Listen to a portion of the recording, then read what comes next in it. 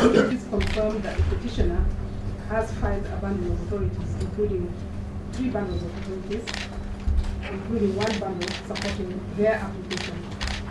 Directions given were that the parties were to file written submissions. The petitioner has not filed written submissions, but is willing to make oral submissions. We direct that the matter proceeds with the petitioner making oral submissions. The respondents will rely on their written submissions and highlight.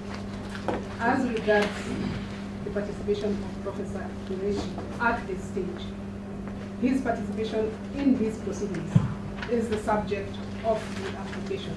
So that removes him from the realm of representation at the moment. This must be distinguished from the participation of Mr. Orengo and Mr. Omogeni, who are already on record, although their participation in the proceedings is also contested. We direct that parties proceed. What allocation the interested party in total? 15 minutes. Only 15? Just 15? I intend to, then we can donate 5 minutes to. We can.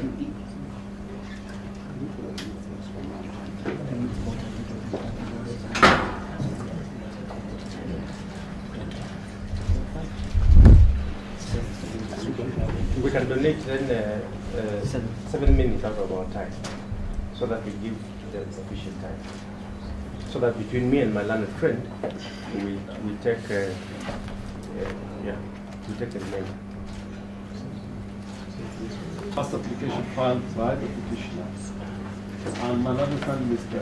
Happy and Mr. Soweto, we will address you on the second application. And we would kindly ask your lordships and your ladyship that at the tail end, within the time, we'll give our learned friend Mr. Hamilton just 3 or 4 minutes within the time allocated.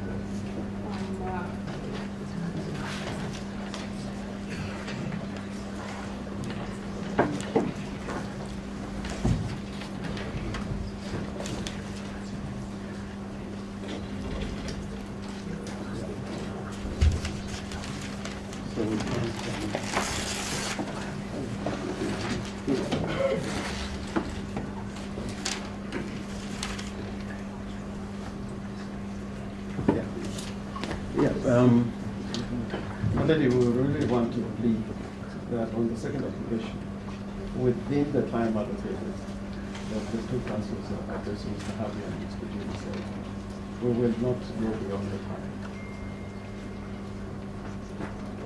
But it's just the way we have planned ourselves. Which is why we will move those few minutes so as to agree on how to do this. So please agree and let's just have the two. Yes. Okay? Those are the directions. And while you are agreeing, AG, I'm sorry that you did not indicate the time allocation. You didn't indicate? Yes. Now, are you supporting what the DPP is, the position by the DPP, or you are supporting the position by the petition? In the application, we have challenged the exercise of administrative power by the AG. So definitely we are opposed to that, and we will file a reply and to that. And in fact, I even have a problem with the directions you've given that Professor Qureshi should not be had in this. Because whatever order you make affects it directly. And it is unimaginable that you will have proceedings affecting him directly and is barred from doing that. That is a problem I have with the directions, but I'll take it up in the submissions. You can take that in your submissions. Yes. I think we've already given directions. Yes. We will not revisit. Yes. But yes, your position is terms that of- you are supporting the position by the DPP and by filing. Yes, because they're challenging our power. Yes. And in terms of the second application by the DPP, we are supporting the DPP. Yes.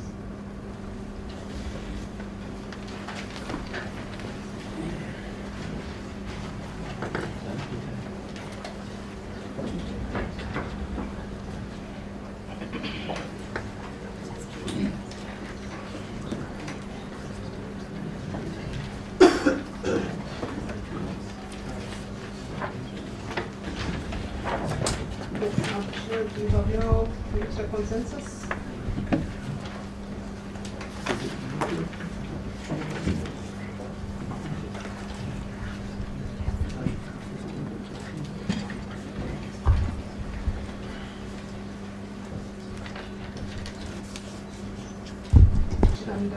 For the AG, to balance, we will give you 15 minutes. The same way as for the opposition is supported. So 15 minutes. But we are substantive party in the application.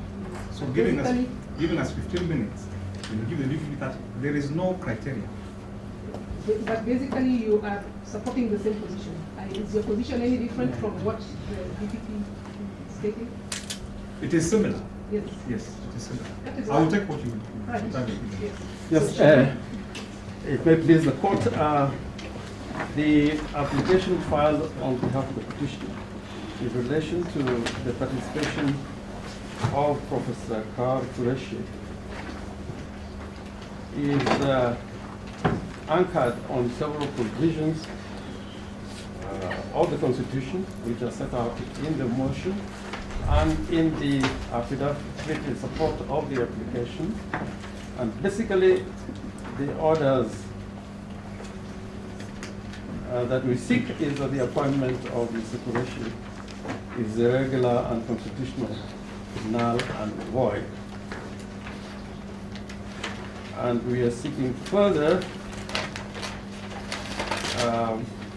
that the Gazette notice, which is spelled out, particularizing the application, be declared irregular, illegal, null and void, and that it be declared that Professor Qureshi is unqualified to participate in these proceedings. Let me contextualize this by beginning to say that within our jurisdiction, we have had local clean councils practicing in our courts and resident in Kenya, leave alone those that come as foreign advocates. So the question is not really about Professor Qureshi being a foreign advocate, as stipulated under the Advocates Act. It is all about the question as whether he is qualified to appear, which is a question that can arise even when a Kenyan advocate appears before a court. Secondly, my ladies, I'll come to this when you look at the reasons which were given, contained in a letter written to the Attorney General by the Director of Public Prosecution himself. If you look at the reasons that the Director of Public Prosecutions gave in respect of the appointment of Professor Qureshi, they don't fall within statutory provisions which we will advance before the court in a short while. But most significantly, my ladies, if you look at the letter that was dated 3rd of December 2015, it is a worrying letter. Now, this is the reasons that were given, necessitating the appointment of Professor Qureshi. And I read from page 2 of that letter, the 3rd paragraph. It is clear that this case is of great public importance as it involves the highest court in the country. In order to show transparency and independence in dealing with the case, secondly, to build jurisprudence and to interpret the Constitution and also to avoid conflict between the ODPP and the judiciary, we think it is prudent to engage private foreign counsel to deal with this matter. So the reasons are given, and there are two. To avoid conflict between the judiciary and the office of the DPP, and to show transparency. My ladyship will question as to why the Director of Public Prosecution can use these reasons, whereas the creation of that office, looking at the context and the text of the Constitution, the creation of that office to secure that office had to deal with these very reasons that he is being advanced in this letter. And to that extent, we are saying, how can a lawyer who does not enjoy the protections given to the Office of the Director of Public Prosecutions can be seen to dealing transparently or in a manner which would avoid conflict when we read the provision of the Constitution, Article 10, and the article of the Constitution that relate to the office of the Director of Public Prosecutions. Now, and then he says, which is something amazing, from the moment the Gazette notice was published, and in the subsequent affidavits, we see a litany of positions, a concatenation of infractions, violations, in regard to what the DPP was really trying to do. And in that he says that in accordance with Article 57 at sub-Article 9 of the Constitution, and the powers donated via Section 29 and 30 of the Office of Director of Public Prosecutions Act, the DPP thought it prudent to appoint the good professor. Now, if you look at Article 157, sub-Article 9 of the Constitution, it's clear who can be appointed by the Director of Public Prosecutions in regard to that sections and for the purposes of prosecution. Sub-Article 6 talks about the powers, the state powers of prosecution, which are the powers that the ODP, the Director of Public Prosecution, can delegate under Article 157, sub-Article 9, and it says the powers of the Director of Public Prosecutions may be exercised in person or by subordinate officers acting in accordance with general, special, or special instructions. Now, that does not relate to a private legal practitioner.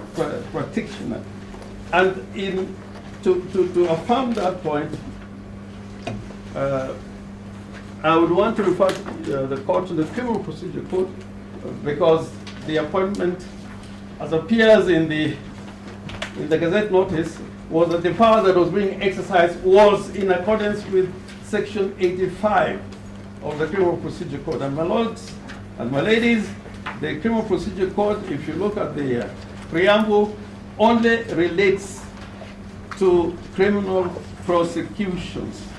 An act of parliament to make provision for the procedure to be followed in criminal cases. So there are 2 points we're dealing with. In regard to the Gazette notice, to the extent that it was appointing him to act in a case which is not a criminal case, that fell out within the ambit of his powers under the Constitution and under the Criminal Procedure Code. Secondly, he could not appoint a private practitioner under Section 85 of the Criminal Procedure Code, subsection 1.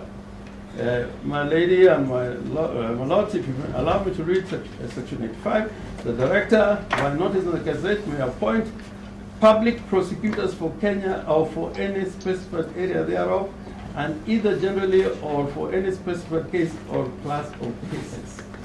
And subsection 2, the director of public prosecution, by writing under his hand, may appoint any advocate of the High Court or person employed in the public service to be a public prosecutor.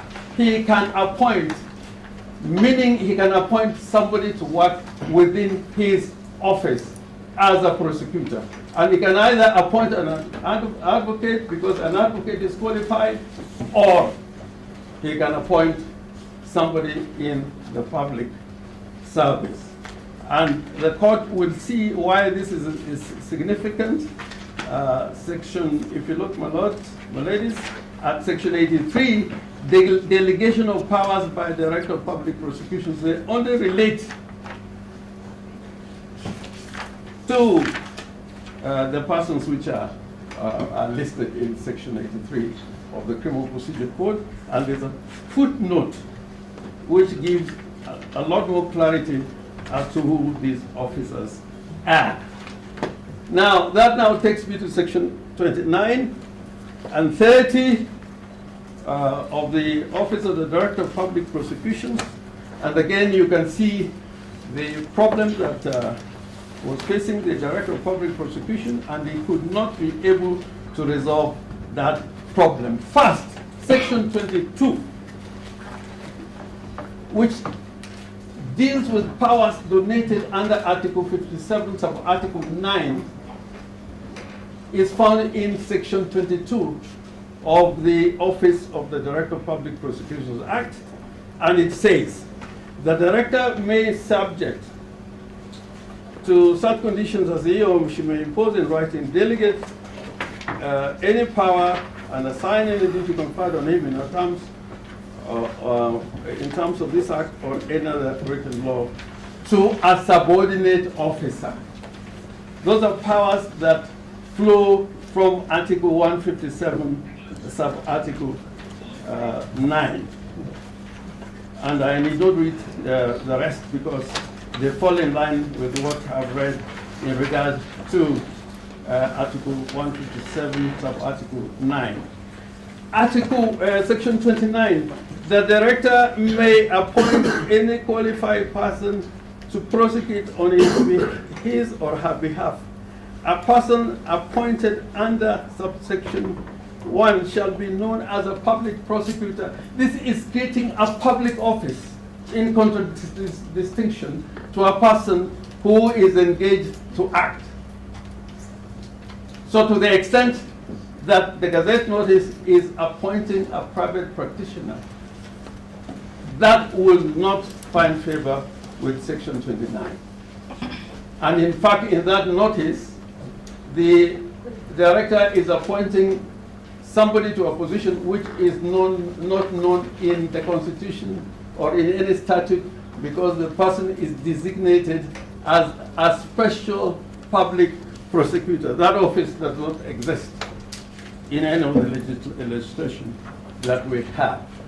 Now, I think the point of confusion came when the Attorney General was looking at the marginal notes to Section 30, because that Section 30 talks about engagement of an advocate, a private legal practitioner, to assist in the discharge of his mandate. The marginal note are not part of the provisions. The substantive sections in those provisions says engage, and that engagement must be in accordance with the public procurement law and regulations. And that brings me then to the Public Procurement Act. And in this regard, I wanted to point to the court, and this court should take judicial notice that there are so many Kenyans now, and this court itself is dealing with many cases regarding persons who are accused of willfully or carelessly not following procurement procedures. The Director of Public Prosecution insists of such cases, that somebody has not followed guidelines, the law of procedures and guidelines. Now, if you look at the guidelines, first of all, the Director of Public Prosecution is not telling us which is the method that he preferred to use under the Act, because the Act sets out different methods for procurement. And my ladies and my lord, that is found in Part 9 from Section 91 of the Public Procurement and Asset Disposal Act. My lord, looking at the record, there are only two alternatives that the DPP could use. That is direct procurement in relation to professional services. And that requires that if a direct method has to be used, he must fulfill the requirements of Section 103, which are spelled out in extenso, circumstances which would enable somebody to procure services. And that would be in circumstances where there is urgency, which are not foreseeable by the procuring entity, or in circumstances where there's a war and so on. I'll let the court look at it. But looking at the reasons that he gave, none of them satisfy the requirements under the Public Procurement Act in regard to procurement of professional services or any services.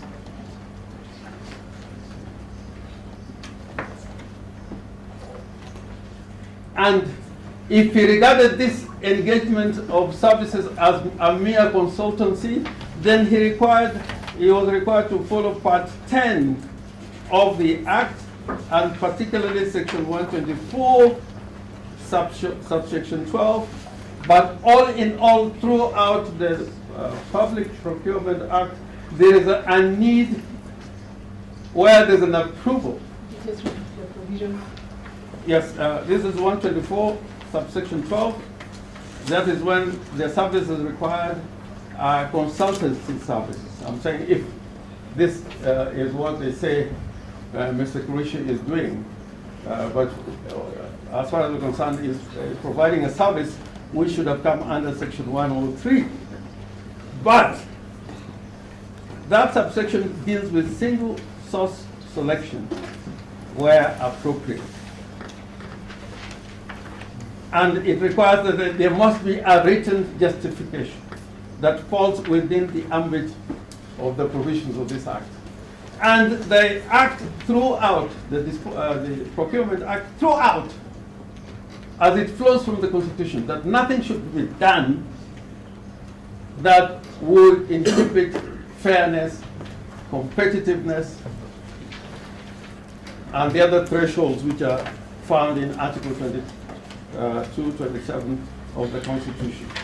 But the way what we are trying to argue before my ladies and lordships are based on the Constitution, the issues of procurement. And 227 sub-article 1 says, when a state organ or any other public entity contracts for goods or services, it shall do so in accordance with a system that is fair, equitable, transparent, competitive, and cost-effective. Now, looking at what we have before you, my ladies and lordships, have these constitutional thresholds been met? If you are to ask the question, was the issue of gender, if you look at the Act itself, it talks about the issue of gender, was that addressed? The issue of indigenous contractors, was that addressed and used? All that is contained in the I have very little time, but if you look at the provisions of the Act, they run through the provisions of the Public Procurement and Disposal Act. And thirdly, is the question as to whether or not he satisfied the Immigration Act. Is on a special pass, but my lady, if you look at the documents that are available, the special pass that is attached, and the fact that he didn't pay any fee, and in according to the regulations, that exemption can only be given by a cabinet secretary. There is no evidence that the cabinet secretary gave such exemption. If a Kenyan has to pay, when an exemption is given to a non-Kenyan, it should be justified. We are law of nations, transparency and accountability.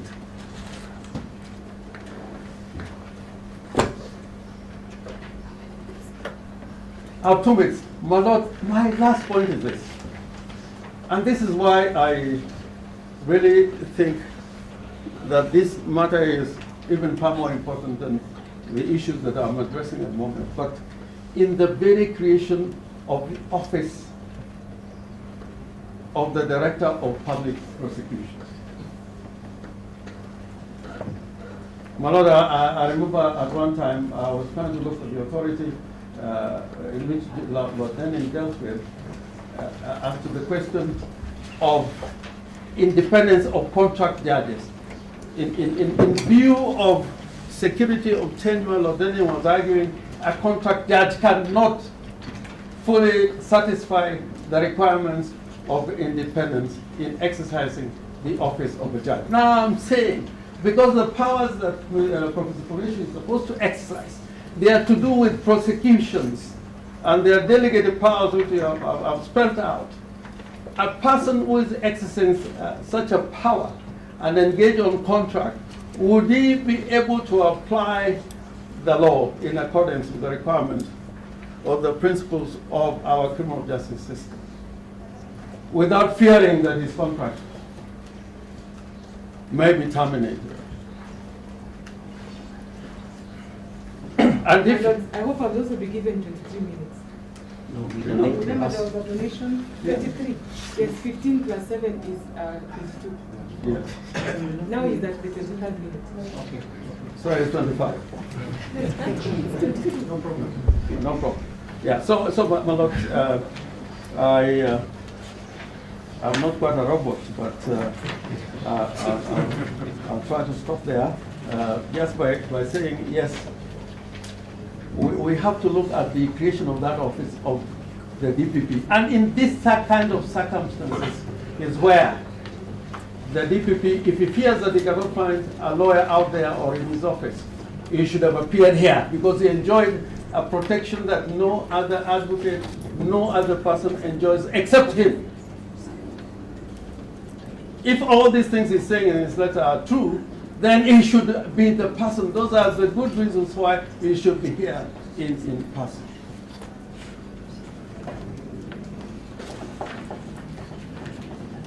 I'm a lady, if you look at the letter by the Attorney General, well, the Attorney General seems to be saying, yes, you can practice. But the Attorney General says, you can practice. Yes, yes. If you look at the letter dated 5th December 2018, the Attorney General says, yes, go ahead, but it must be in accordance with the Advocates Act.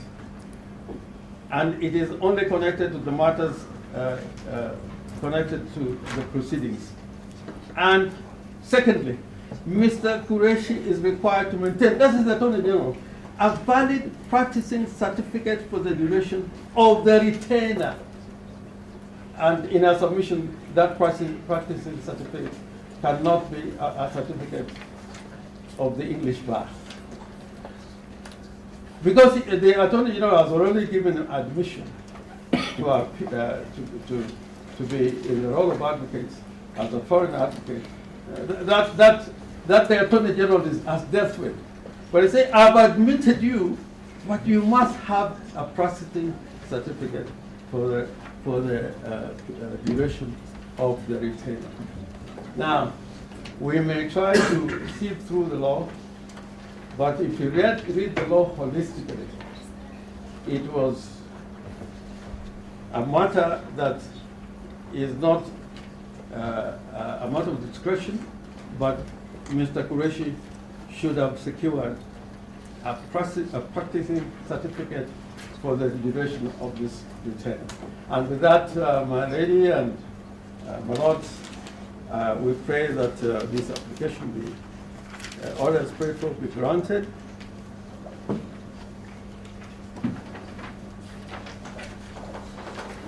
And pray that we rise up to the words in our Constitution that we are sovereign people,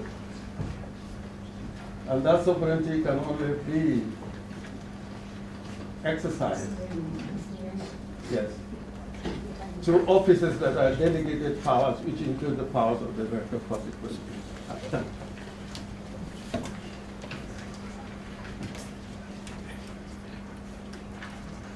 My ladies and my lords, Senator Eric Okong'o Omogeni, Senior Counsel, is the advocate on record for the petitioner. He has been on record since the 29th of August 2018 when this matter was filed.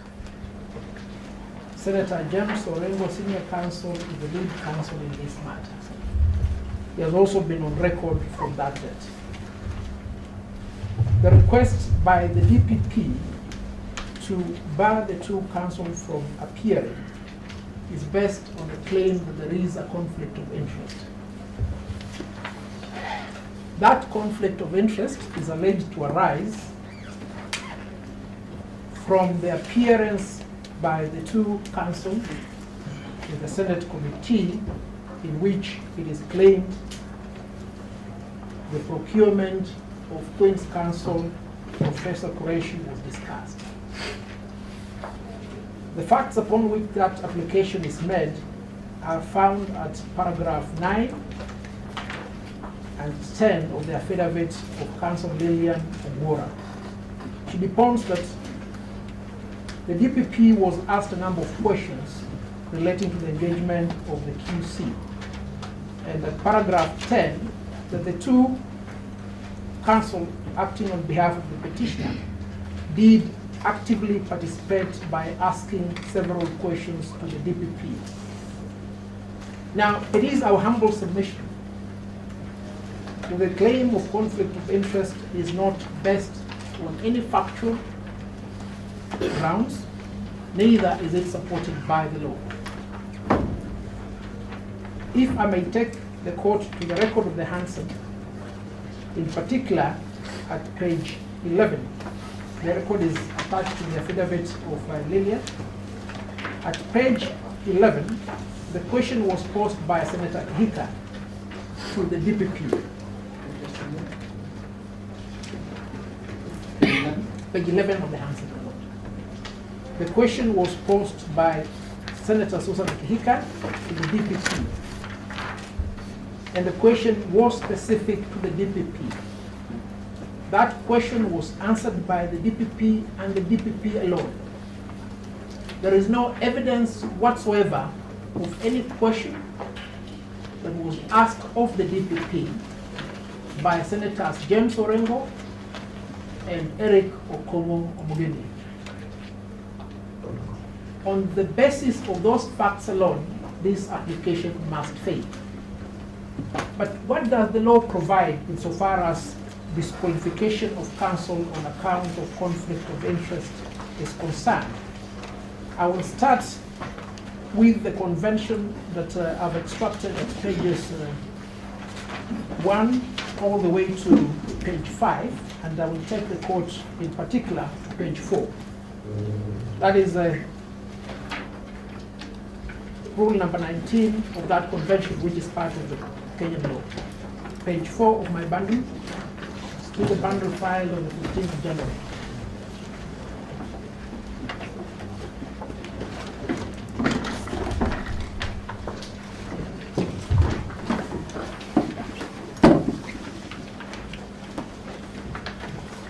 My ladies and my lords, if I may please take you to page 4, I will be referring to rule number 19.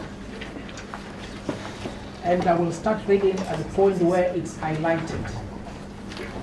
No court or administrative authority before whom the right to counsel is recognized shall refuse to recognize the right of a lawyer to appear before it for his or her client unless that lawyer has been disqualified in accordance with the national law and practice in conformity with these principles. Now, the law that governs the conduct of advocates in the Advocates Act. The Advocates Practice Rules provide at Rule 9 for one scenario in which an advocate may be disqualified, and that is in respect of the question as to whether he may be required to give evidence. Now, pursuant to the Advocates Act, the Law Society has made the Code of Standards of Professional Practice and Ethical Conduct. These I've extracted with effect from page 9 of my authorities, and I will take the court straight to the point, which you'll find at page 51. 51, you will find conflict of interest defined, and this will be at rule number 96. And conflict of interest is defined thus: a conflict of interest is an interest which gives rise to a substantial risk that the advocate's representation of the client will be materially and adversely affected by the advocate's own interest or by the advocate's duties to another current client, former client, or third party. Now, in this case, we're dealing about a third party. The issue of client is not there. Now, at page 52, I've highlighted the item 99B in the manner in which that advocate is supposed to conduct himself. And if we proceed further to page 67, the nature of the conflict here is claimed to arise out of the political positions held by Senators James Orengo and Omogeni. And this is what 144 says, outside interest. Outside interests include activities like politics, etc. And the rules provide further at item 147 that notwithstanding the political position taken by a council, the standards upon which his conduct shall be examined are those of his professional body. Now, having ascertained that the two, though politicians, are advocates in the first place, then they can only be disqualified if it is proven within the known standards of conflicts of interest that there is real mischief in the two of them continuing to appear in this matter. Yet, one is a member of that committee and one was an invited guest in that committee. My lords and my ladies, case law on this issue has determined this matter. And permit me to refer you to the decision which I've extracted at page 78, henceforth. That is the decision of John Okello versus Paul Otroma. It appears as number 9 in my list in bundle of authorities. And this case is peculiar because it related to the representation of Paul Otroma by Senator James Orengo. And your lordship, Mr. Justice Tuyot, had occasion to determine this matter, and his determination shall be found at page 84. 84, paragraph 27, his lordship proceeded to rule thus: no evidence has been shown to this court to demonstrate that council's conduct this far is inherently incompatible or fundamentally in conflict with this role as a member of the Senate. And that is the very same case here. We've looked at the handset. Contrary to the deposition on oath by Lillian, there is no scintilla of evidence of the participation of the two counsels in respect of the matter they are accused of. The next decision is the one appearing as number 10. You will find it extracted with effect from page 86. It is the case of Regine Bat versus Arun Bat. Again, this concerned a member of parliament who is also a lawyer, Honorable Patrick Kaluma, and the same considerations as those applied in the previous case were reviewed in this matter. At page 90, paragraph 18, the court proceeded to determine the issue as follows. Paragraph 18, the second line. However, the allegation of conflict of interest in this case has not been proven. The court then proceeded to dismiss the request to bar that advocate from appearing. Page 98, what paragraph? My lady, we are at page 90, paragraph 18. Page 90. Now, still on that point, may I close with the submissions based upon the decision appearing as item number 11, the case of Imperial Bank versus Al-Nasir Upat. Again, a decision determined by His Lordship Justice Tuyot. You will find it at page 92, henceforth. And the learned judge at page 119 set out what is the test upon which to found liability for a claim of conflict of interest. At page 119, this is how he set it out. The test as to whether the advocate should be legally barred is whether, in doing so, real mischief or real prejudice will, in all human probability, result. Without foundation, then, we ask ourselves, what is the real mischief complained of by the first respondent? These two counsels have been on record since the matter was filed. A complaint against them is only raised when a challenge on representation on their part by QC Qureshi has been mounted. It is my humble submission that this application is a knee-jerk reaction, a quid pro quo kind of. That if we can't have QC, then you must not have the senior counsel. Such an argument cannot lie in law. My ladies and my lord, allow me to conclude with one point. We have ascertained as a matter of fact that this application is based not on an erroneous position in fact or in law, but on deliberate misrepresentation and material non-disclosure by an advocate. Two decisions upon which the court should rely to deprecate that conduct are the decisions set out under item 12 and item 13 in my list and bundle of authorities.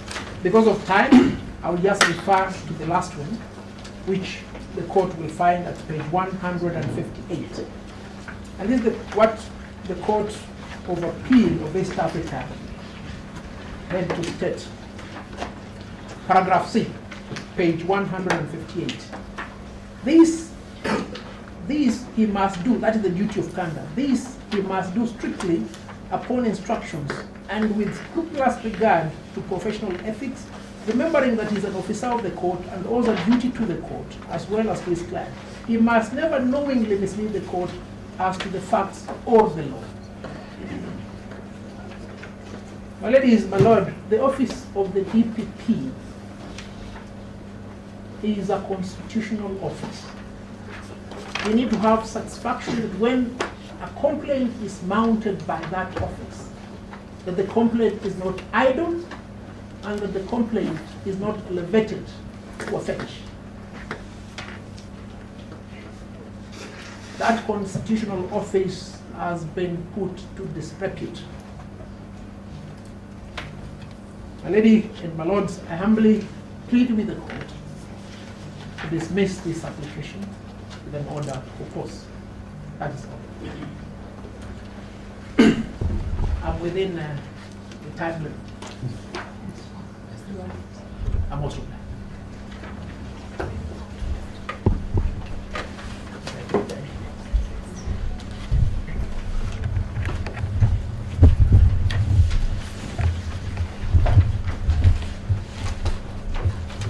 Good morning. Your Lordship, for the interested party. My ladies and my lords, it is not in dispute that Article 157(9) permits delegation of powers by the DPP. But that article does not state whether that power can be delegated to a foreign country.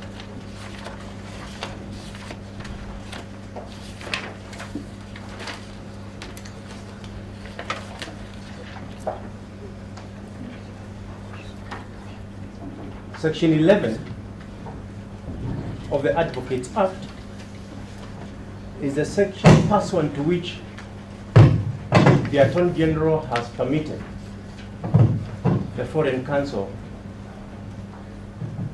to practice law.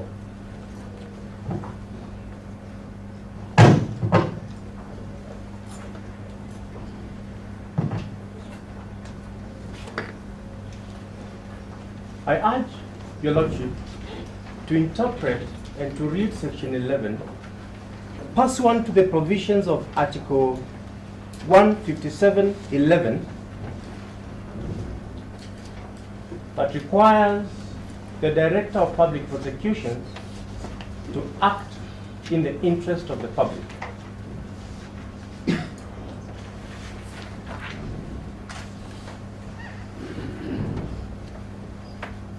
I also urge my ladies, my lords, to also look at Article 156(7)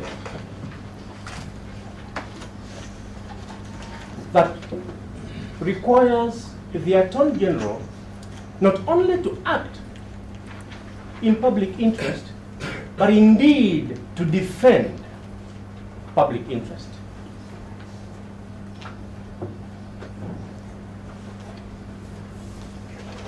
My submission, my ladies, my lord, is that the decision to involve the Foreign Council in this matter is against public interest. And how do you interpret public interest in this matter? I urge my ladies and my lords to look at Article 259.3 of the Constitution.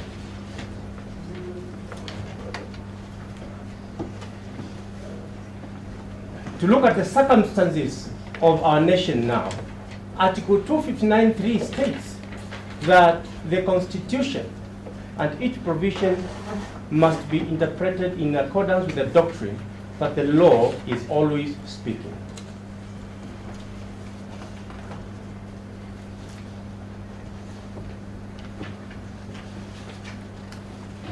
I ask the court to ask itself whether the circumstances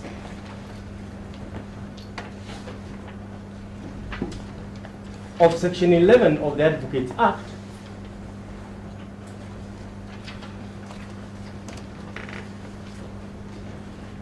speak to the prevailing situation in Kenya, and more particularly, we have an independent office of the Director of Public Prosecutions. Today, we have about 6 of them. There is no allegation at all that there is no capacity in that office.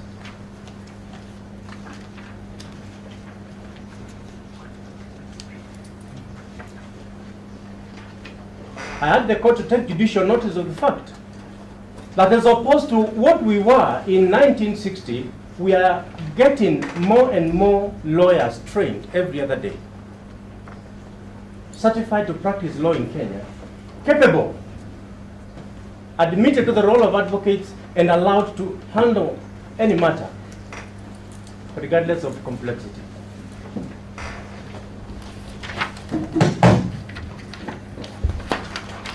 So in those circumstances, will it be permissible to apply public funds to a foreign council to do something that can be done by our local talent?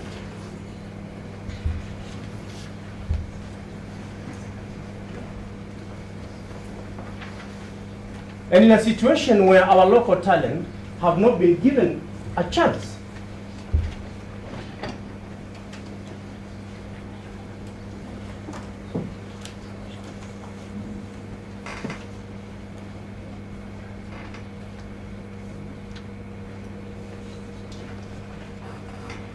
I ask my ladies and my lords to expand the reading of the law a little bit outside the Foreign Council we are dealing with, and to ask this question: can the Attorney General or the DPP instruct Foreign Council in all the matters that are coming up and allow our local talent to sit back?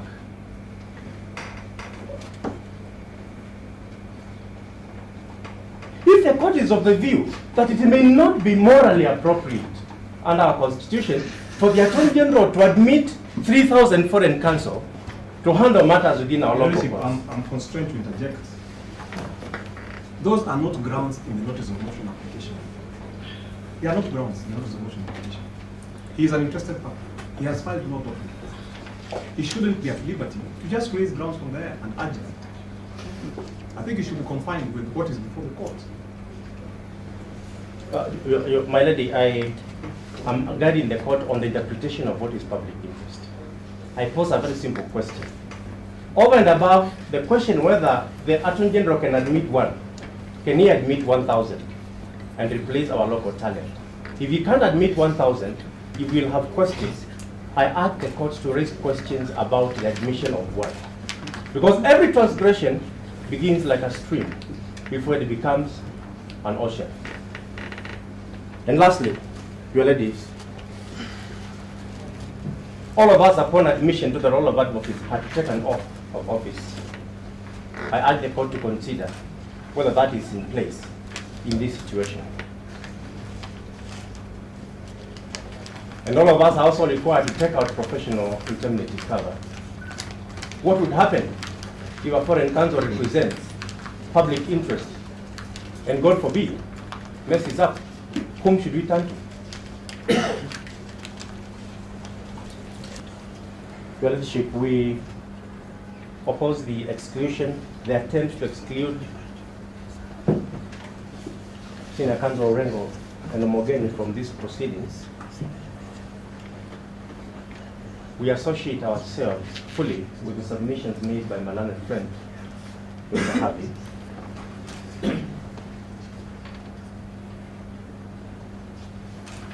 The two counsel are here instructed by a party. Principle of access to justice will require and actually demand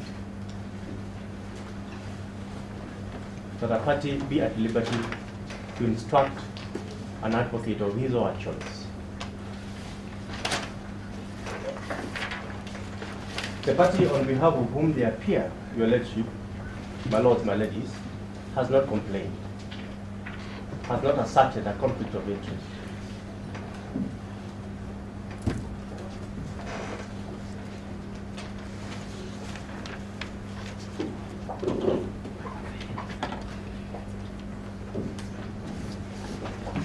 I urge Your Lordship to note, and my learned friends will agree, that the two counsel have represented the petitioner, even in a criminal matter that gives rise to this petition. And even then, there was no objection.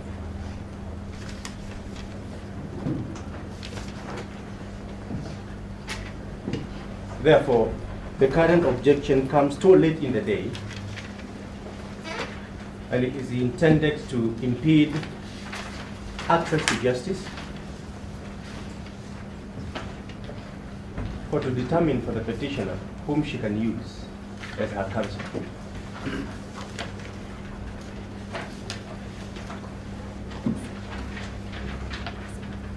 And lastly, my lords, my ladies, if the court denied a party an opportunity to be represented by an advocate of his or her choice, it would go against the right to a fair hearing.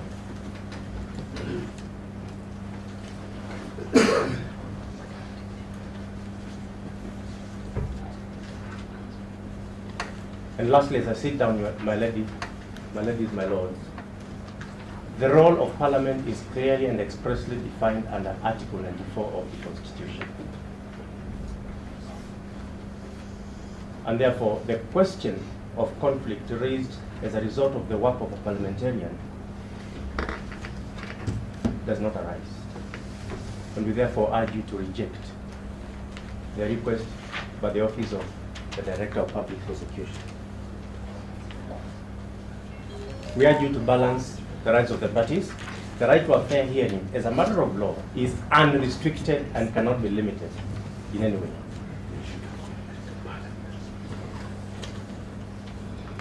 The complaint that is made before your lordships now should have been made to Parliament, if at all.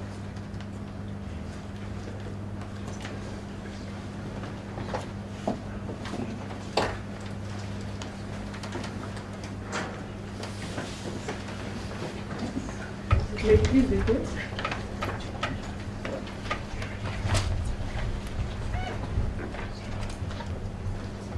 We make this oral submission on the basis that there were no submissions filed by the petitioner, and all the arguments today in support of their notice of motion, apart from the affidavits, are oral. To make it clear, Section 157 of the Constitution 6 gives the Director of Public Prosecutions powers, and it refers to powers of prosecutions and may. A, B, and C are the things that he can do, but it does not define the powers of prosecutions, which is defined in the ODPP Act, and I will refer to it later on. Secondly, my learned friends have referred to public interest. Public interest is not what is of the interest to the public. And I would refer him to go and refer to the prosecution policy documents to read what public interest is that the DPP is supposed to take into account when taking any action. Third, in the Battle of Authorities, page 21, we have filed a case from South Africa, Supreme Court of South Africa, Saila Mousa at the state, and in that authority, the court has, page 21, the Supreme Court of Appeal of South Africa, the bundle of authorities,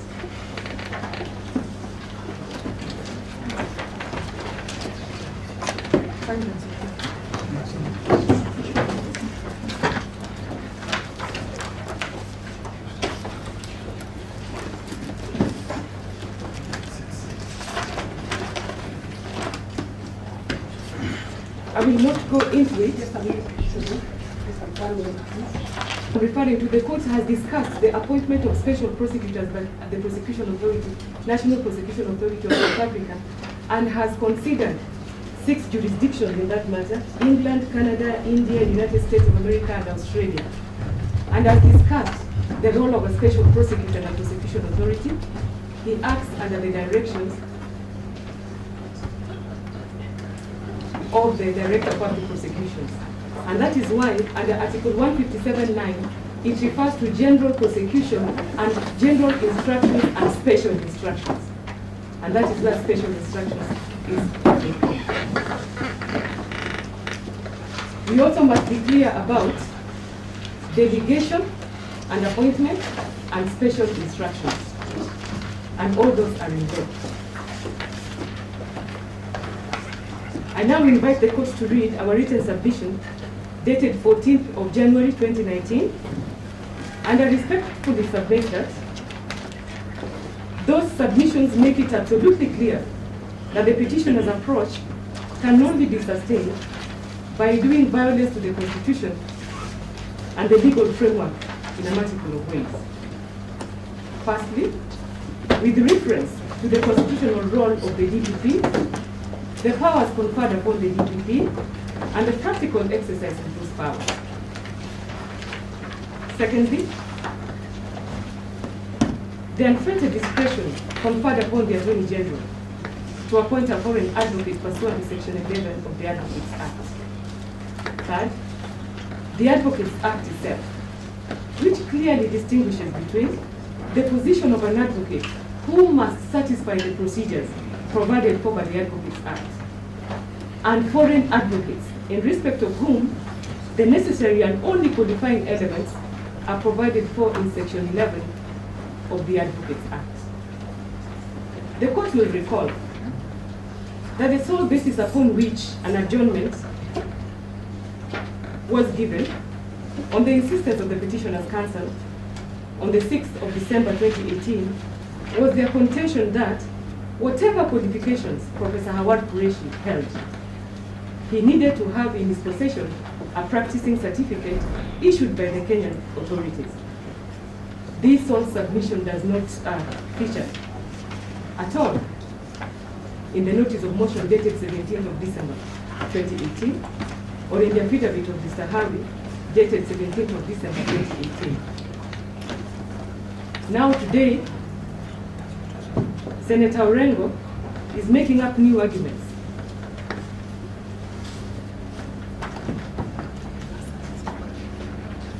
Which is improper and unacceptable.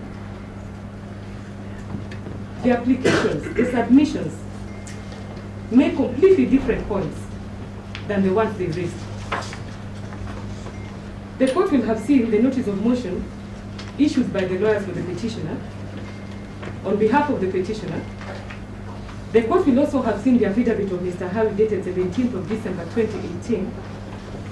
He is, of course, one, apparently, of the 32 advocates or lawyers instructed on behalf of the petitioner.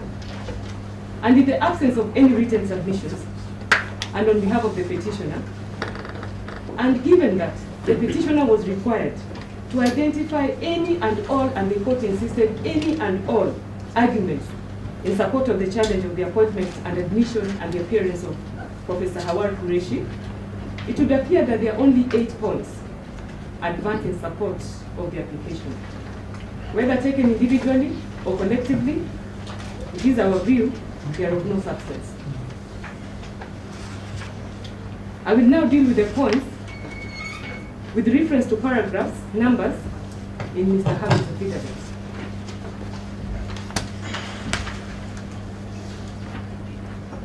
At paragraph 6 of Mr. Harvey's affidavit, it is obviously wrong to say that Khawar Qureshi, QC, was appointed on behalf of the DPP and the Attorney General.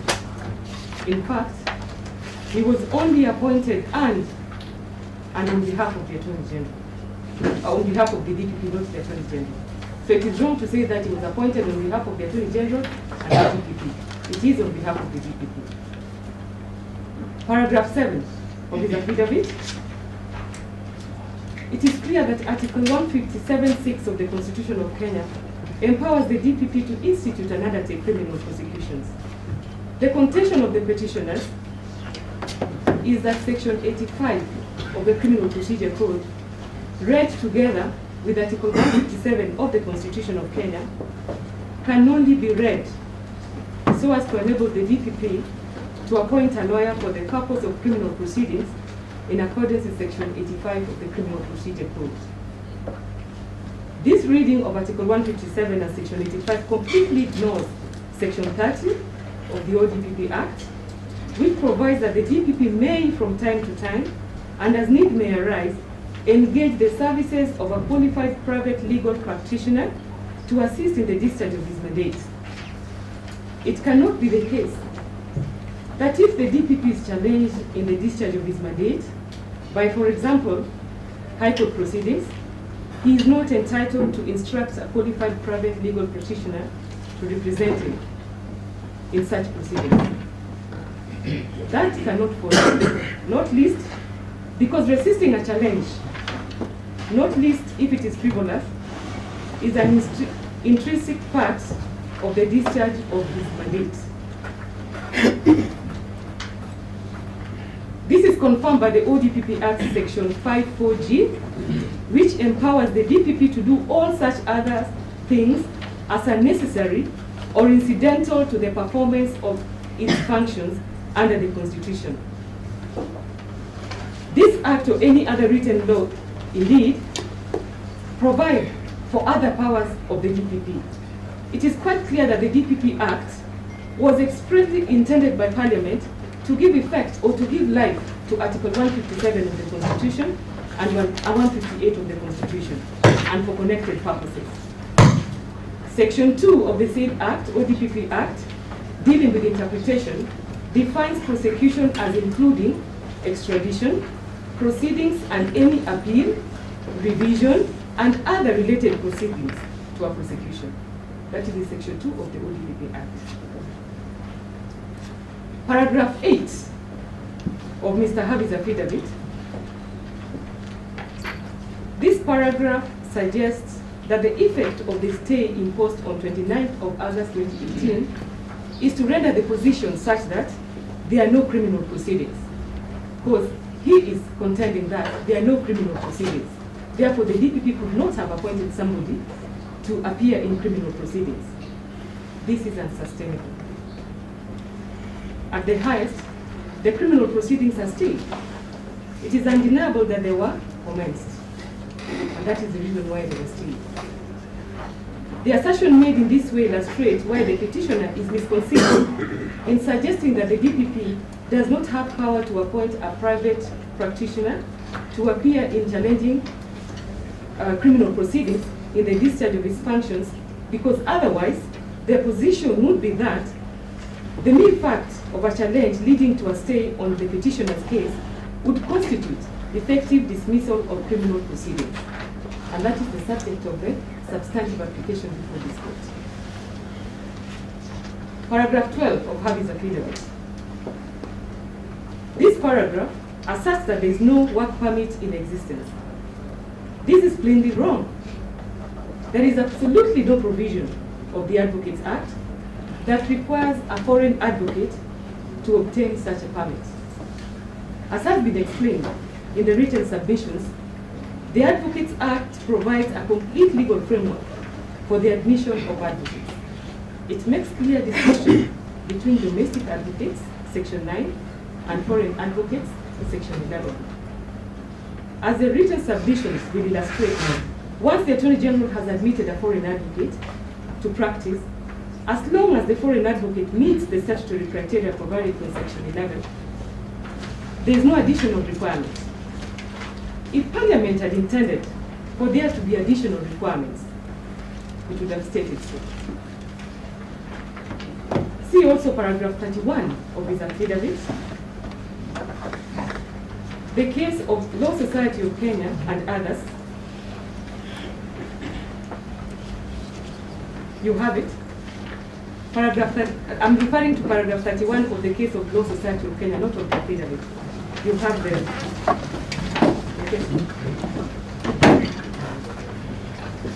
paragraph 29. This was a case which was challenging from Kenya, Rwanda, from the East African region. And this is what the court concluded. The Attorney General, at paragraph 29, in response to these arguments, contends that the amendment has not introduced the practice of foreign advocates appearing before Kenyan courts, as Section 11 of the Advocates Act had already allowed the practice. Indeed, the requisite qualification for the foreign advocates are still regulated by the Council of Legal Education, as set out in Section 13 of the Advocates Act. Paragraph 30. The Attorney General also submits that the amendments in relation to foreign advocates are in relation to advocates who are citizens of Rwanda, Burundi, Uganda, and Tanzania, and are consistent with Kenya's treaty obligations under the treaty established in East Africa, for East Africa. Bearing that in mind, this is what the court said: what I have stated above regarding the role of the court, I have not been shown what constitutional provision is infringed by this provision or how the treaties which are applicable to Kenya limit legislatively the authority to provide for the practice of non-citizen advocates. I agree with the Attorney General's submission that Section 11 of the Advocates Act already provided for the practice and regulation of foreign advocates. No other law or no other provisions of any other law. For another confirmation by the High Court of the nature of Section 11 of the Advocates Act and the unfettered discretion provided for the Attorney General, we've also referred to the case of Attorney General, expert Mirugi Kariuki. This is where he wanted to appoint a Queen's Counsel to defend him in the treason case, and the Attorney General disallowed him by a letter. He went to court, and this is what the court found at page 103 and 104 of our submissions. After considering why the Attorney General disallowed the application, the court concluded that, in the circumstances, we allowed the application and quashed the Attorney General's letter dated 19th of December 1990, refusing to admit Mr. Mansfield under Section 11 of the Advocates Act. As the Attorney General is the only person, according to Act, who can admit a foreign advocate under Section 11(1) to practice as an advocate, we cannot usurp his authority. We cannot admit Mr. Mansfield. We therefore direct the Attorney General to reconsider the applications, the applicant's application in accordance with the rules of national justice, which include the applicant being given an opportunity to make representation in support of his application if he so wishes. In the present case, there is no suggestion that Professor Khawar Qureshi would not otherwise comply with the requirements of Section 11 of the Advocates Act, or that the Attorney General has acted irrationally. It is not being suggested that the application being brought before the court is being brought by way of judicial review, which would be the only manner in which to challenge the exercise of statutory powers, such as those exercised by the Attorney General and the Director of Public Prosecutions. An example of jurisdiction where additional requirements are stipulated is Singapore. In Singapore, a foreign advocate, in respect of a special proceedings, can only be admitted by the court if special reasons for admission can be demonstrated. In contrast, Section 11 of the Advocates Act confers an absolute discretion upon the Attorney General. And at this point, we have to differentiate two things.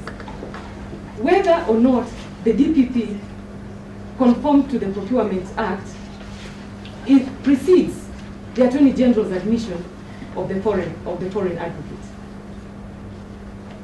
And he was satisfied, and that is why he admitted before an advocate. And we have canvassed all those issues in our submissions.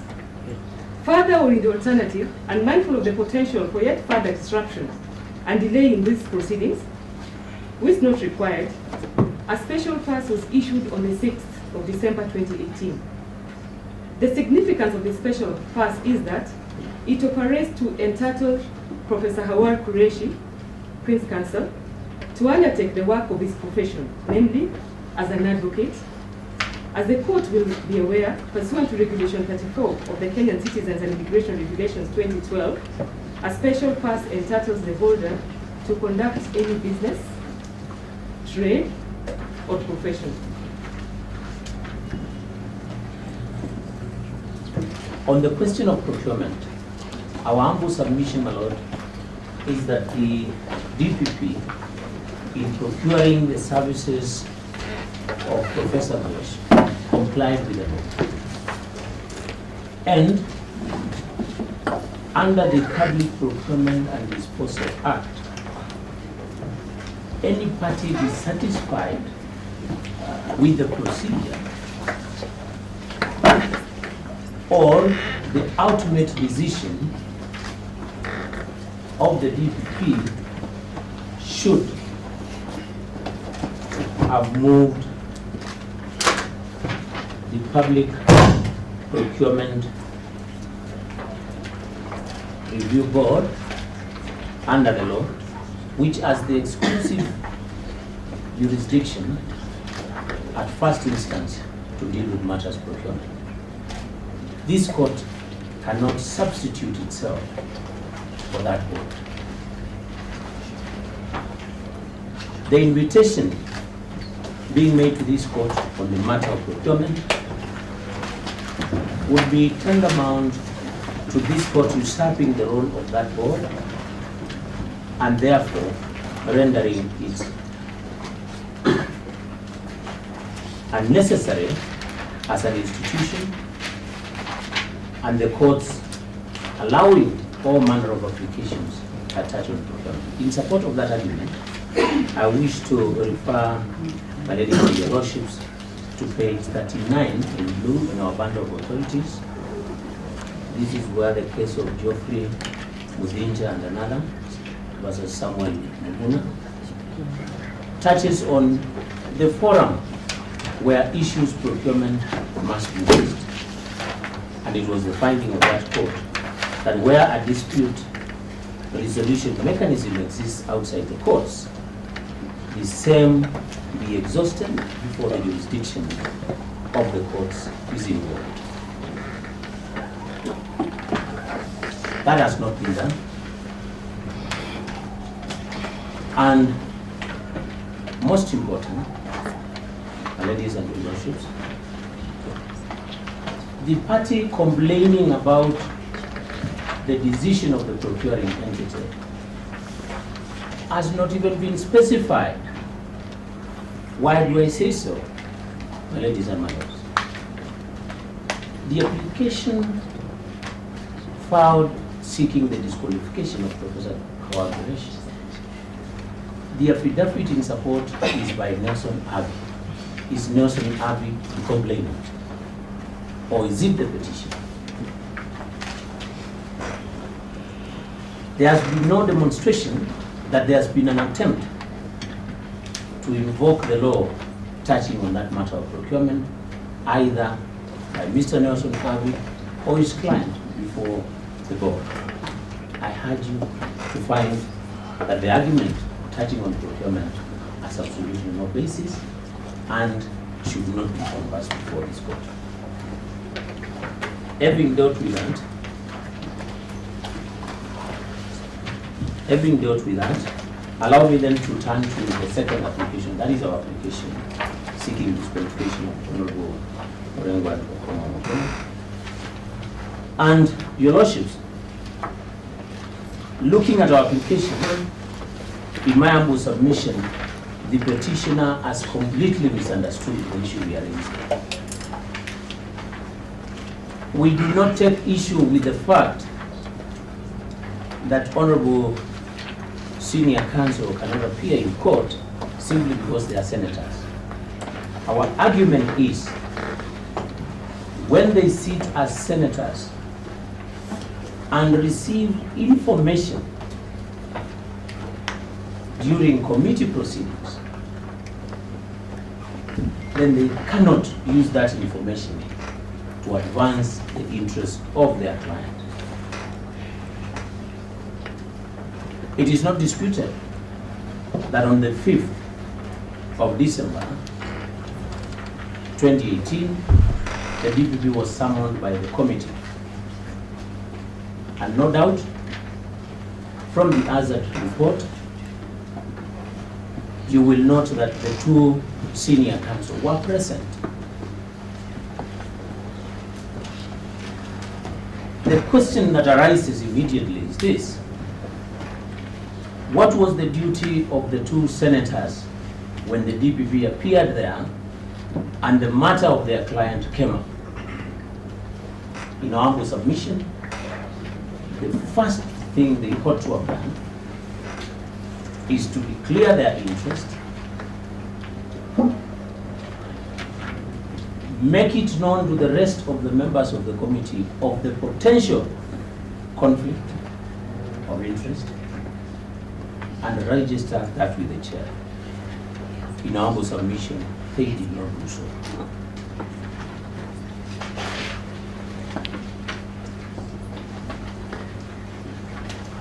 That is not a duty that we seek to ask this court to impose on them.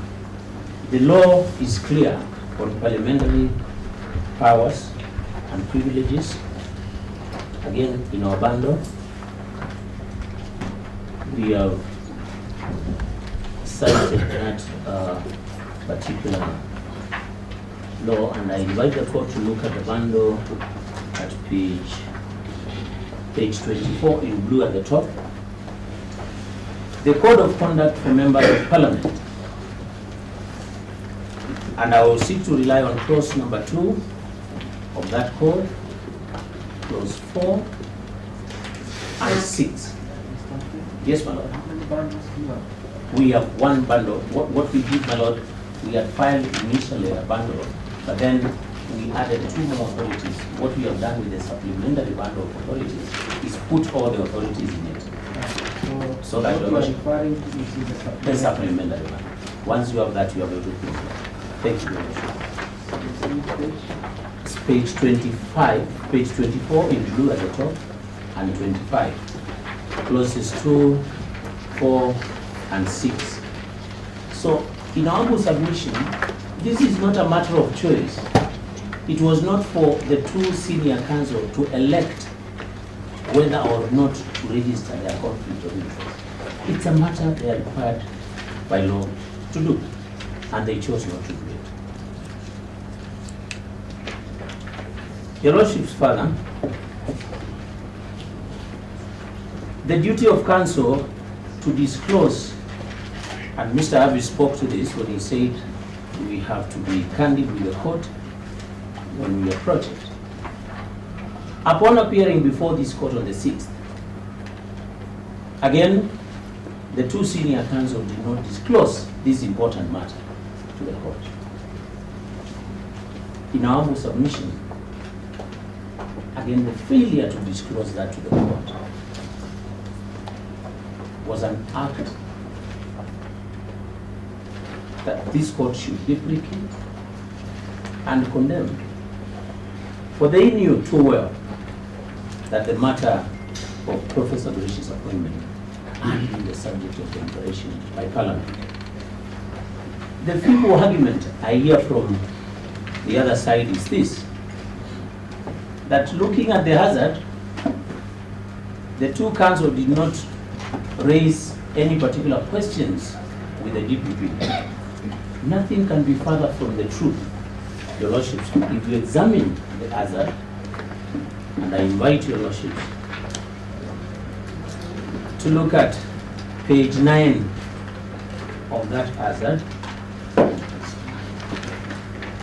Page 9 is appearing at page 17. Sorry, page 9 of the hazard, yes, is appearing at page 18. page 18, in blue at the top, in the application,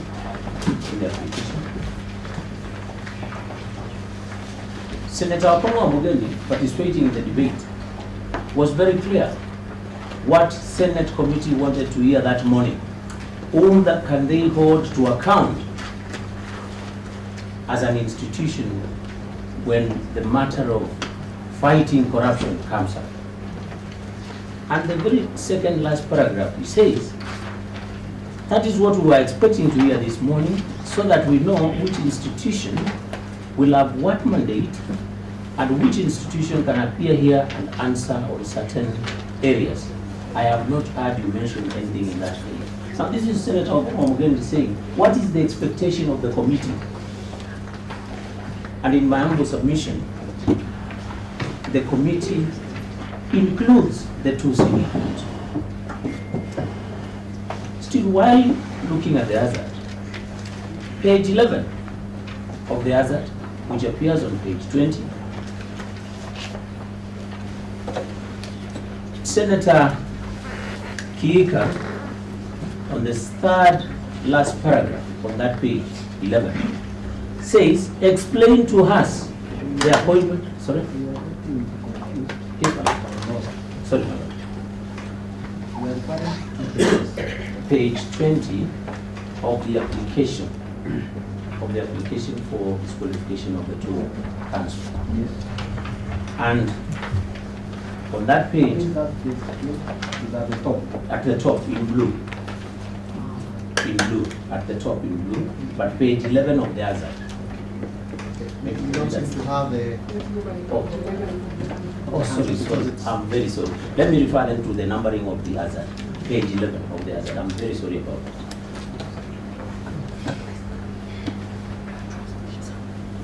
So, Senator Kiika, at the third last paragraph, says, at line 3, explain to us the appointment of a foreigner, so to speak, because that is what we have had. We, and the key word here is we. It is not explained to Senator... My Lord, I think it would be appropriate for the record to be accurate.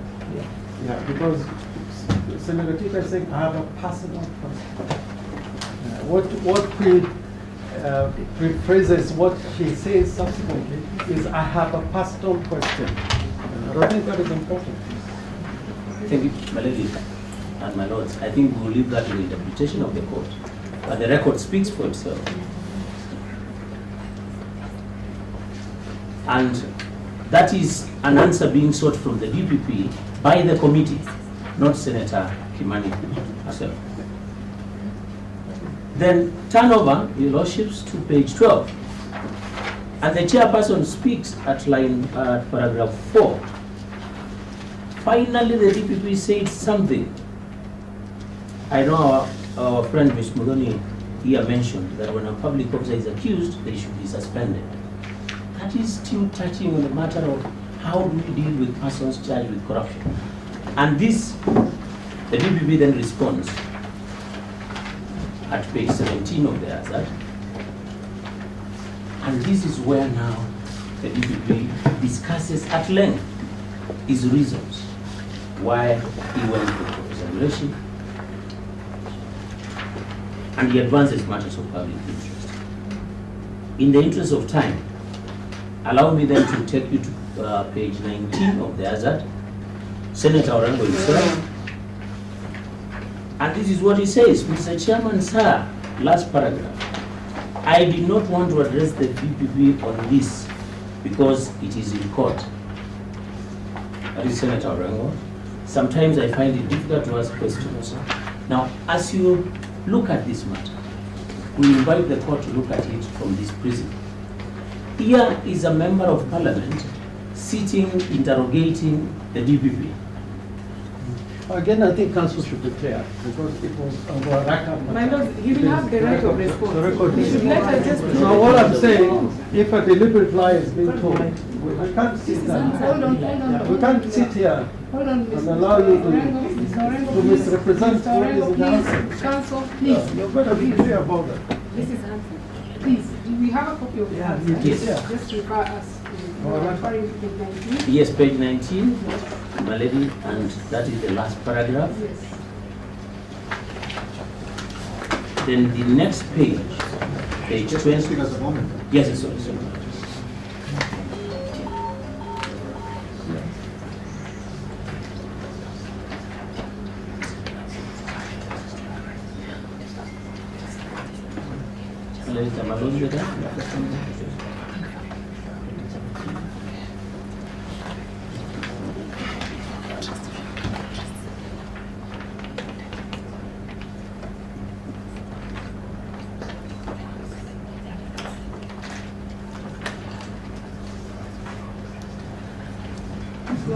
Yes, so the point I was making is this, that the question of the petitioner's matter in court was discussed, the long and short of it. This was being done in the presence of our counsels, and none of them disclosed that interest. In our humble submission, it is against the Office of the Public Officers and Leadership Integrity Act. It is against the parliamentary powers and privileges. And then the lordships. Conflict is not only direct here, but it's manifestly present. If you allow me, my ladies and my lords, courtesy of the interruptions, I just wanted to comment on the authorities my learned friends have relied on. In a very short, in a minute or two. The lady, time is up. Mr. Haji, Mr. Dual. Regarding the... Yes, my lady. There's something I need to get clarification in my mind. Yes, my lady. You've talked about the need for disclosure. Yes. That the senators should have disclosed to Parliament Yes. that they were representing the petitioner in this matter. Yes. And you've mentioned the Public Officers Ethics Act. Yes. In relation to the matter that is in this court, Yes.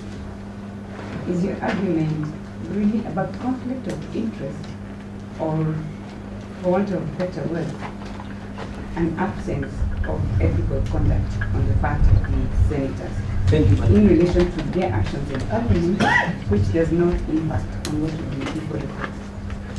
A twofold answer to that. First, conflict of interest in the sense that you are receiving information knowing too well you are acting in a matter. You are likely to be conflicted. Are they receiving information pertaining to the arguments, to the prosecution in this matter? Yes. Or general information related to the oversight role of the Senate? The DPP is summoned in exercise of the power to oversight it by the committee. And then questions arise that touch directly on the matter in court.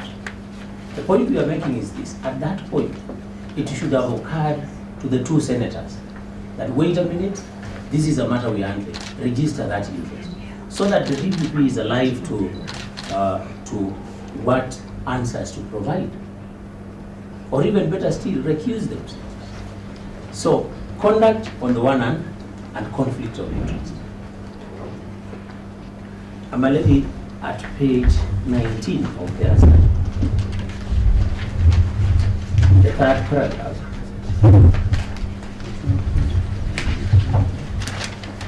The question as to procurement of local council, that was also dealt with. I wanted to comment on the authorities cited. That is the Paul Otoma decision and the other decision there. The two decisions, the two main decisions seeking disqualification that were rendered by Honorable Justice. No, the 6 directions is 5 minutes past 15. There are some interruptions. Yeah, there's interruption, I'm aware, but we need direction first. There's a license. This is another interruption. Yes. Thank you, Madam. I was referring to the two decisions that were rendered by Honorable Justice to you. One thing common about them, none of those matters were discussed in Parliament, as opposed to the situation we are dealing with. the question was whether a member of parliament could undertake other duties outside parliament. And there's a clear distinction. So that those two cases are distinguishable and cannot assist the petition. On the regime bat decision appearing at page 86 of the bundle, this was a matrimonial dispute. Again, this never went to parliament. And the issue was, could the Honorable Kaluma be allowed to appear? And that was clear. Very different from the scenario we are dealing with. Then there is this decision appearing at page 92, that is the Imperial Bank Limited. In particular, at page 95, that is page 4 of the decision, Imperial Bank Limited.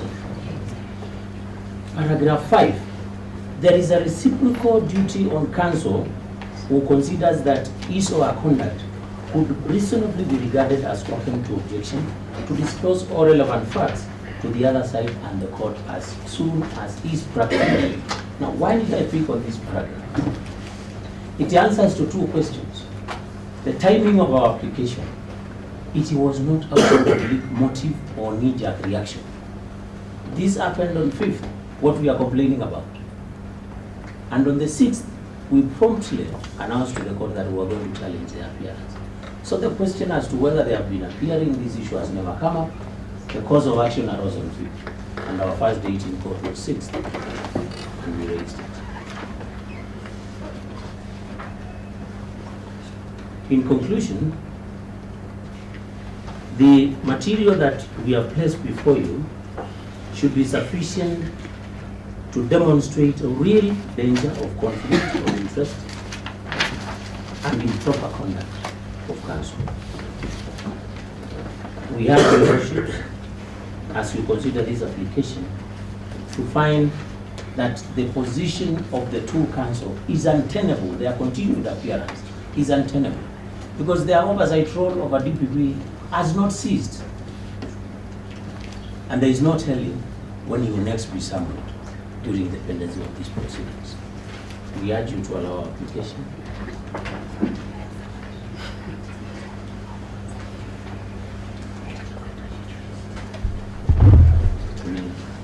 I'll rest my submission. Just on the last submission. Yes, ma'am. If for some reason we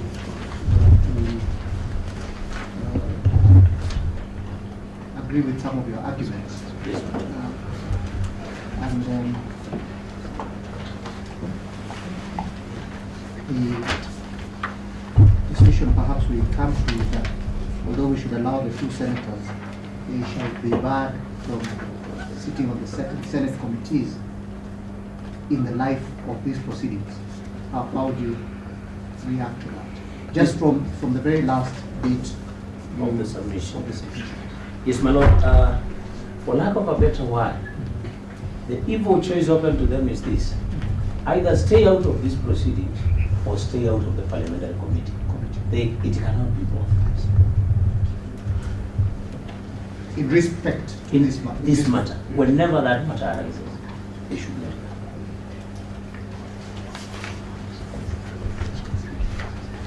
We had written summaries of our submission. If your lordships would allow, we will place them on record.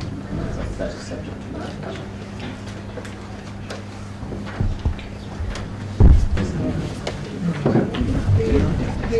Have they seen your speaking notes? Let me start with the last application. I think I'll just answer one question which was posed to my colleague, Mr. Mutete, not just to yours. I believe the court cannot bar the Senate. The court cannot bar a Senate from representing. I think that would be a breach of the sovereignty of the people that he represents. That is not even open to us. Quite apart from the fact that proceedings in Parliament are immune jurisdiction. Now, we have filed a replying affidavit to the application by Mr. Haas. It was filed on the 11th of January. We have also filed written submissions in support of our opposition to our application. The submissions were filed on the 16th of January, together with a list of authorities, just about 3, supporting our submissions in opposition to Mr. Harvey's application. Off the bat, I'll say that our submissions are really hinged on the basis that the legal and evidential burden rests on the applicant. It is the applicant to prove their case and not the respondent. Secondly, there is a presumption in law that anything done pursuant to an act of parliament has been done legally. And therefore, it is incumbent on the applicant to demonstrate the illegality.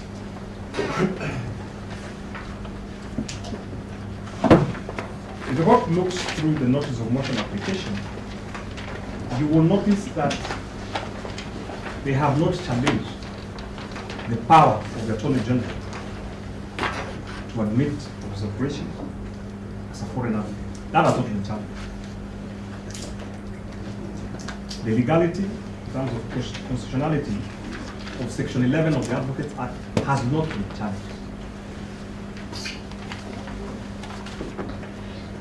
The process by which the Attorney General appointed Professor Qureshi has not been challenged.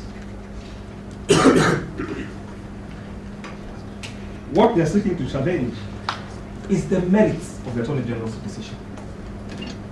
They don't agree with the Attorney General. That is their grievance.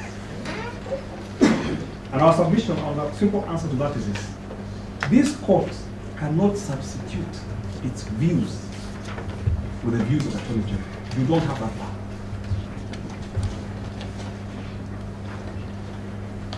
You can't come and say, AG, we disagree with you, you ought to have done it this way. It's not open to you. That is a specific discretion conferred on the Attorney General by statute. Statute that has not been challenged.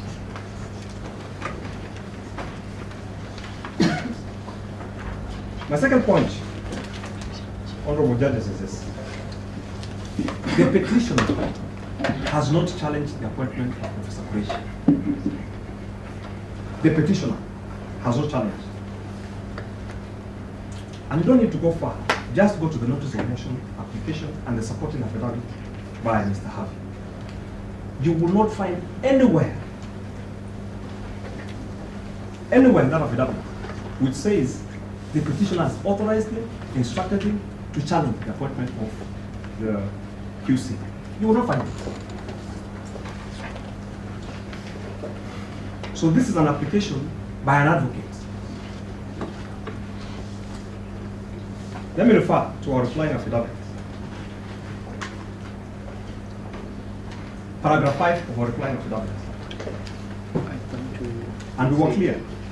This is an averment by the Solicitor General. He says, Nelson Harvey has not stated anywhere in the supporting affidavit that he has been authorized by the petitioner to swear the supporting affidavit on her behalf.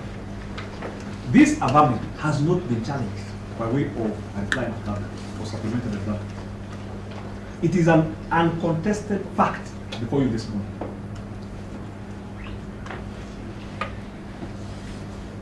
Let me go further. If you read the notice of motion application and the supporting affidavit by Mr. Harvey, you will not find anywhere where they allege they will suffer prejudice if Professor Qureshi appears to the DPP. It's not there. But we said it affects their hearing.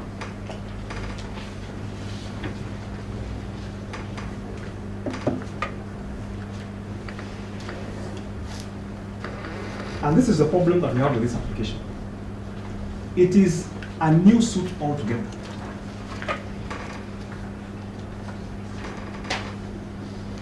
And if the court was to exercise its discretion and overriding objectives of both the Mutunga rules in terms of the procedure, we humbly submit that you can instruct them to file a different petition. Different. Because it has no nexus with the grievance of the petitioner before you. No nexus at all.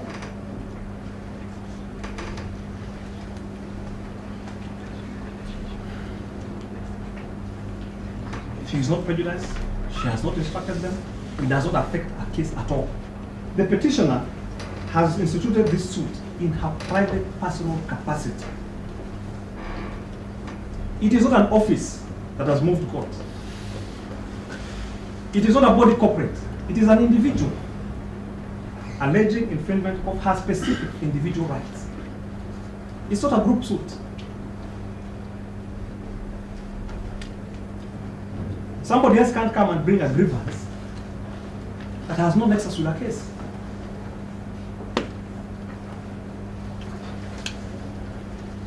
If they have a problem with the AG's exercising its power and DPP, let them file their own case.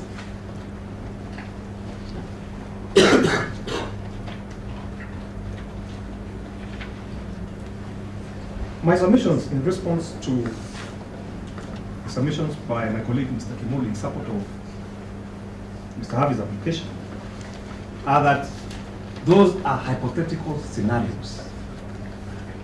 It's full of conjecture, suppositions, presumptions.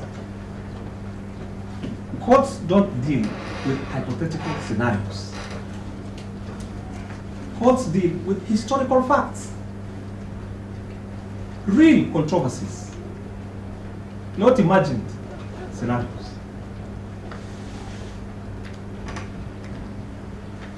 I will be polite that don't consider those submissions.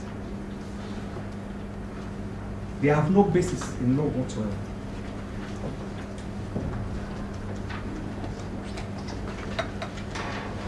We have relied on 3 decisions by several judges of the High Court.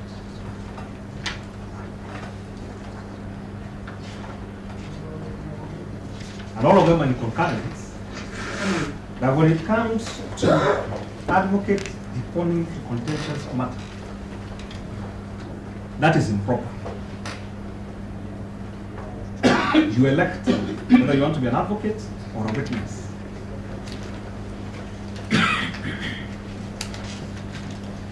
Our first case is the one by Stephen A. Oyugi versus the Law Society of Kenya and Sanjeev Kabram. It's now one of represented before the court.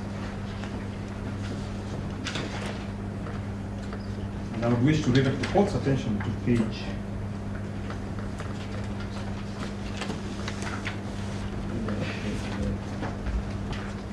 30 is not pigmented. It's on page 5, the 5th page of that decision. And you will find an often quoted case of KC Investments Limited for another versus Kenya Finance Corporation Limited, where those principles were clearly enunciated by, as it then was, the Honorable Justice Aaron Bringera. And they are set out in page 5 of that decision of you. Because of time, I will not wish to just go through them. But in the subsequent paragraph from where they were highlighted, you will notice that the Honorable Justice Ojwang in this case agreed with him. And he said that the plaintiff's objection, in my view, is well-founded. And that you will find also in the subsequent cases that we have highlighted, Advocate Kenya Limited versus Iron Limited, in terms of the principle that an advocate cannot be owned to contentious matters. And further, to just buttress that, the petitioner has not alleged any disability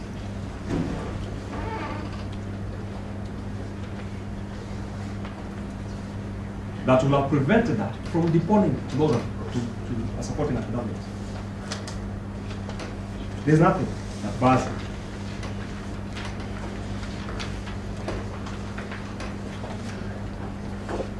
And finally, because the indication of time is not on my side, Judge, I go to the directions that this court gave this morning. The directions presume that the AG and DPP acted legally. That is the import of the direction.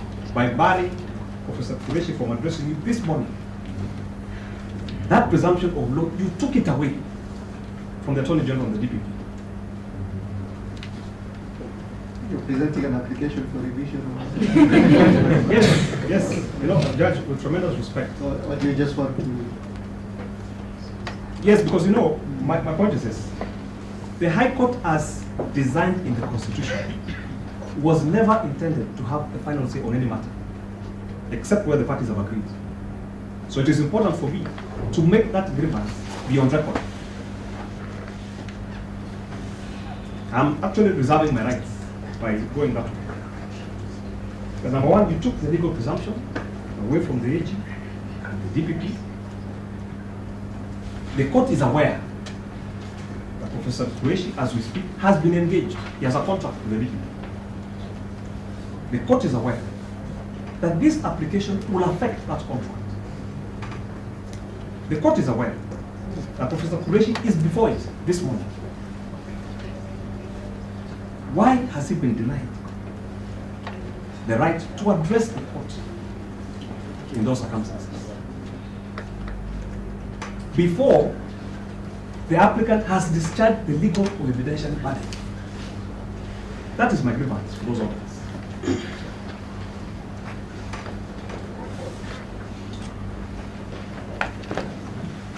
The Lordship and Leadership, I believe I've said enough. And premise on our submissions, our replying affidavits,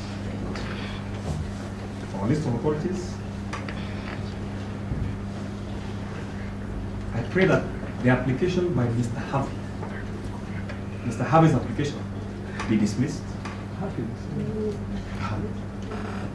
Or rather, motion filed by the filed by the farm of I think it's in relation Omogeni to and the others. petition. Yes. I think Mr. Bita's argument is that the application It is not by the petitioner.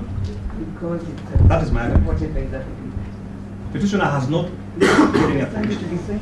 So I'm saying the application filed by the farm of Omogeni and company advocates, supported by the affidavit of Mr. Nelson Harvey, be dismissed with costs.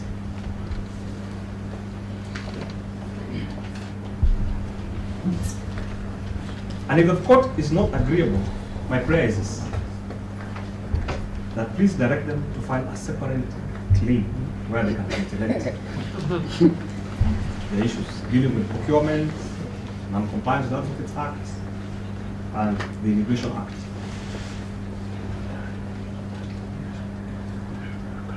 That would go. 11 a.m. 4th of January, 11 a.m. Much obliged. Good afternoon.